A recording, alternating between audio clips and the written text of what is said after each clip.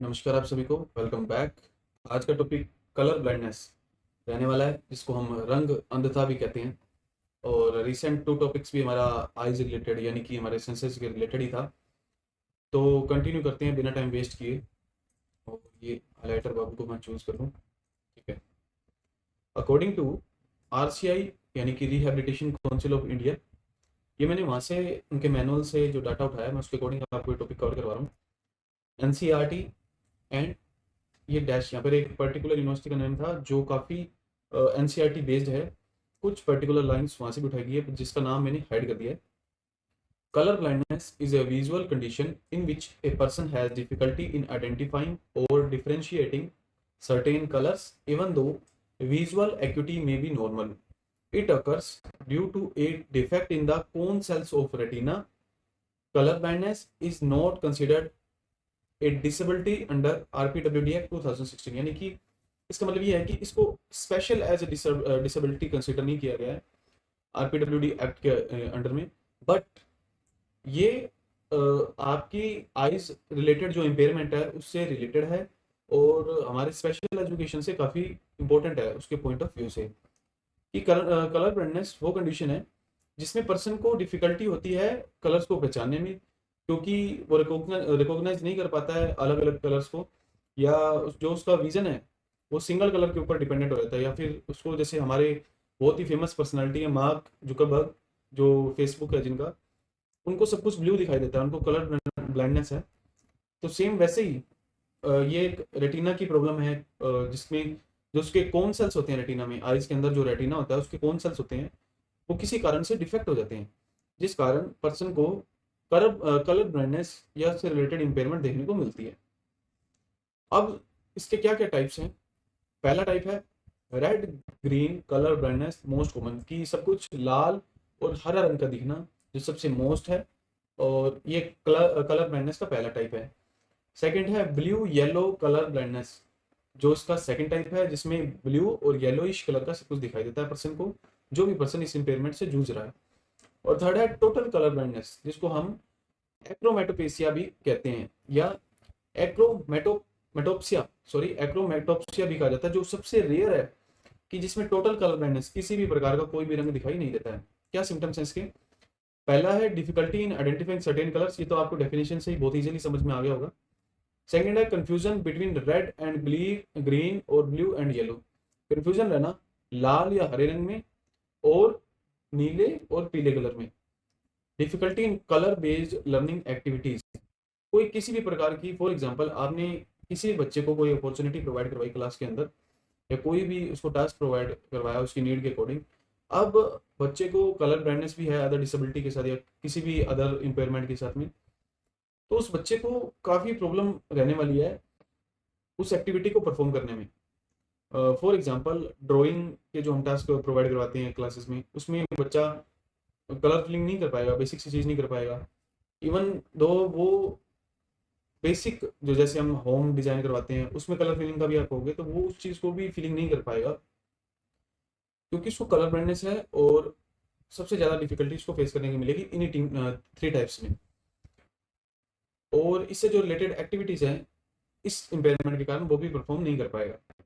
इससे अगला सिम्टम्स है normal sharpness of vision in most cases, कि अधिकांश मामलों में दृष्टि तीक्ष्णता सामान्य रहती है। कि इसका मतलब यह है कि कलर ब्लाइंडनेस है, बच्चे को कलर से रिलेटेड या डिफिकल्टी हो रही है, बट इस कारण उसका विजन कम या ज़्यादा होना, या ऐसी कोई प्रॉब्लम होना भी जिसमें बच्चे का विजन और कम है या उसको दूर का नहीं दिखाई देता है, उसका कारण कलर ब्लाइंडनेस हो, तो ऐसा बिल्कुल भी नहीं है।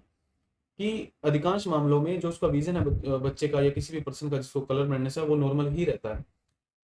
कलर ब्लाइंडनेस के कारण विजन के ऊपर कहने का मतलब ये है कि कोई भी प्रभाव नहीं पड़ता है, और ये हम कह सकते हैं प्रोबेबली। काफी लंबा खींच दिया इस लाइन को। अगला कॉजेज के बारे में बात करें, जेनेटिक और इनहेरिटेड कंडीशन है ये, क्योंकि अब कौन सा जो है वो डैमेज हो जाती हैं रेटिना के अंदर, या किसी प्रकार का कोई डिफेक्ट पाया जाता है, तो वो पर्टिकुलर चीज़ें जेनेटिक है या इनहेरिटेड है फ्रॉम पेरेंट्स ही है। सेकेंड है डिफेक्ट इन कॉन्सेल्स ऑफ रेटिना, इसी यही मेन कोज है, इसी कारण ही जो हमारे को कलर ब्लाइंडनेस है वो देखने को मिलती है। आई डिजीजेज अफेक्टिंग रेटिना, कोई किसी प्रकार की आई इंजरी या कोई डिजीज या कोई इन्फेक्शन, कोई माइनर ट्यूमर्स या ऐसा कुछ भी आई रिलेटेड जो हमारी सेंसेस को आइज की जो सेंस है उसको प्रभावित कर रहा है, रेटिना को प्रभावित कर रहा है।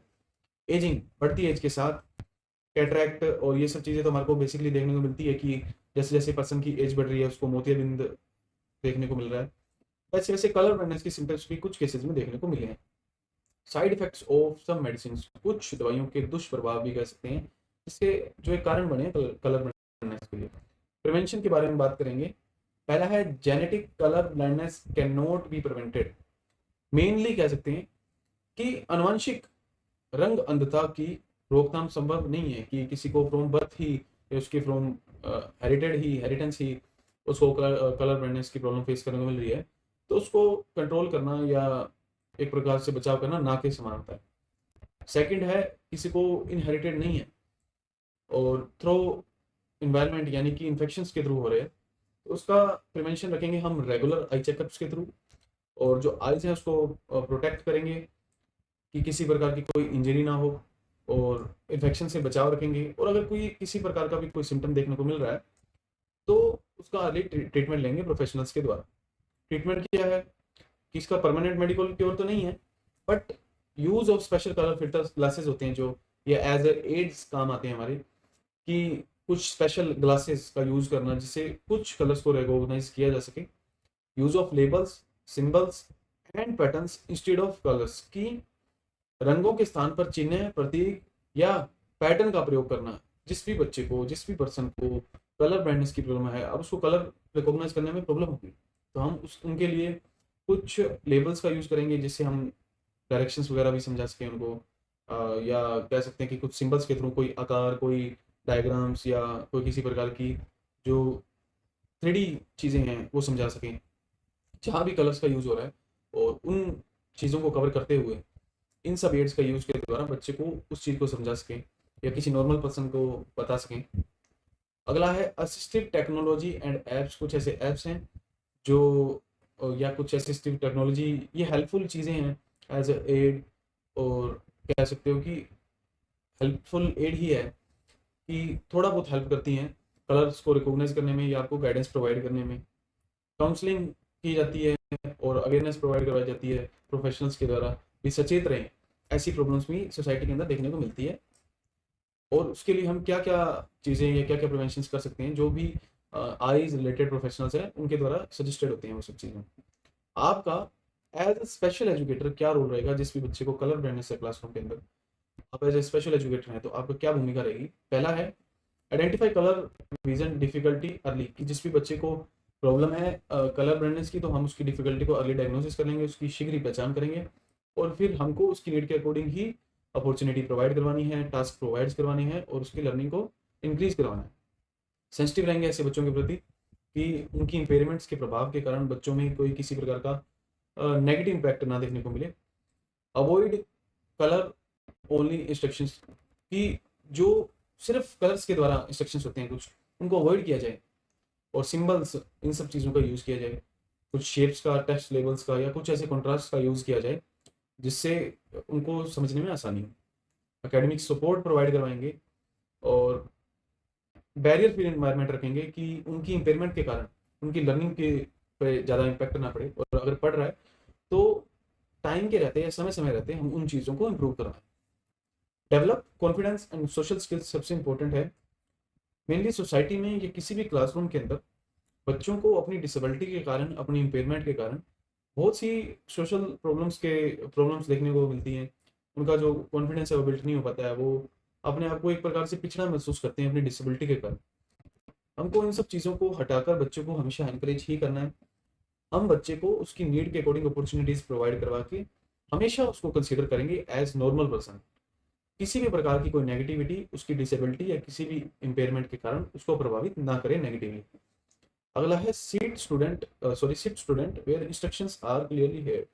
बच्चे को देखने में समस्या आ रही है तो उसका सीटिंग अरेंजमेंट कुछ इस तरह से अरेंज करवाइए कि जो आप इंस्ट्रक्शंस बच्चे को दे रहे हैं क्लासरूम के अंदर या आउटडोर भी, तो बच्चे को आसानी से समझ में आए। आउटडोर यानी कि को करिकुलर एक्टिविटीज के अंदर नोट डालकर मैंने यहाँ पर लिखा है, colour blindness is a visual condition visual condition है, ये ऑल ओवर टॉपिक ही कंप्लीट हो चुका है, आपको बहुत ही अच्छे से समझ में आ गया होगा, आई होप।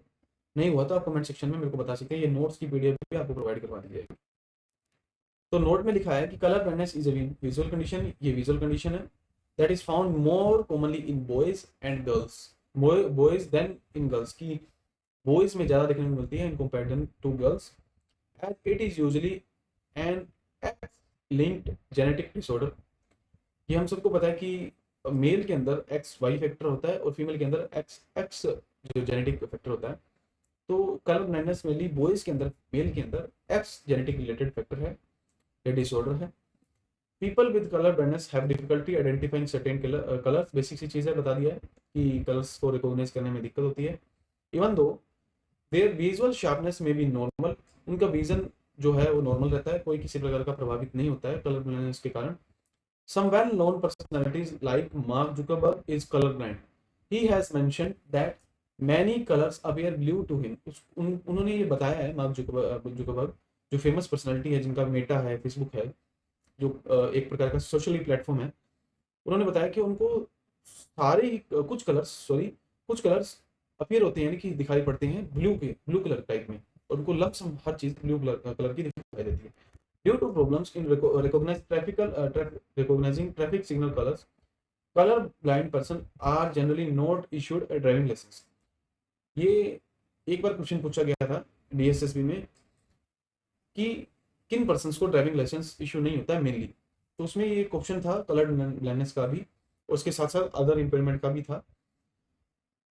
और इसमें यह बताया गया इस लाइन में कि जिन भी पर्सन्स को कलर को रिकॉग्नाइज करने में प्रॉब्लम होती है, उन पर्सन्स का ड्राइविंग लाइसेंस इशू नहीं किया जाता है। ये बहुत हार्डली इशू होता है, क्योंकि वो अच्छे से समझ नहीं पाते हैं जो भी सिंबल्स हैं, और जो भी लाइट्स, रेड लाइट जो स्टॉप की रुकने की होती है, या येलो लाइट वेटिंग की होती है, ग्रीन लाइट जाने की होती है, तो उनको नहीं समझ पाते हैं, तो जिस कारण प्रॉब्लम हो सकती है, फेस करना पड़ सकता है किसी प्रकार के कोई रोड एक्सीडेंट को।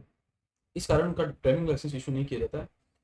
As correct colour identification is important for road safety, ये जरूरी है कि आपका विजन, जो आपका कलर रिकॉग्निशन कैपेसिटी है, वो सही होनी चाहिए, इसलिए आपको जो ड्राइविंग लाइसेंस है वो इशू किया जाता है डिपार्टमेंट के द्वारा। बहुत ही शॉर्ट टॉपिक कलर ब्लाइंडनेस हमने कंप्लीट किया।